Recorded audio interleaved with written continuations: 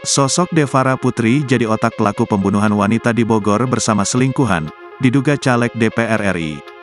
Sosok pelaku yang jadi otak pembunuhan wanita asal Jakarta Timur dan diduga oknum caleg DPR RI kini jadi sorotan.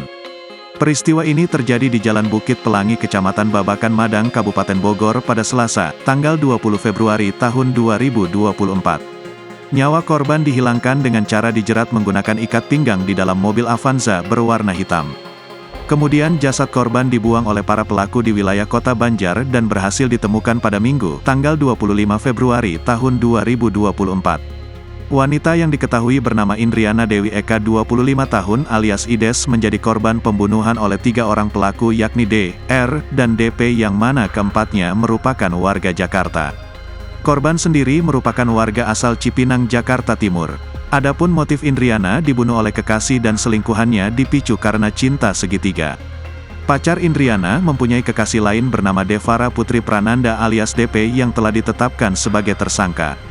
Kendati begitu, Devara nampaknya cemburu dan tak mau jika sang kekasih D meneruskan hubungan asmaranya dengan Indriana.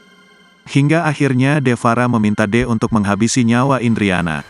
Sepasang kekasih ini disinyalir menjadi dalang pembunuhan hingga nyawa Indriana melayang. Mereka pun dengan berani menyewa pembunuh bayaran berinisial R untuk menghabisi nyawa korban. Kini terungkap sosok wanita yang menjadi dalang di balik pembunuhan tersebut. Wanita tersebut bernama Devara Putri Prananda alias DP, caleg DPR RI dari Partai Garuda Dapil Jawa Barat 11 itu ternyata mengumpulkan 226 suara. Perolehan suara Devara Putri Prananda termasuk rendah dibanding caleg dari Partai Garuda yang lain. Dikutip Tribun Jakarta dari goodkin.id, Devara mempunyai misi mengusulkan program kesehatan gratis bagi masyarakat yang tidak mampu.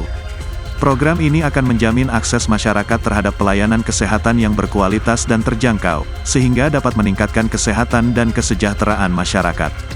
Hingga berita ini dimuat, pihak Partai Garuda belum memberikan konfirmasi terkait kasus yang melibatkan Devara Putri Prananda. Namun sejumlah warganet terlihat sudah mendesak Partai Garuda untuk segera buka suara.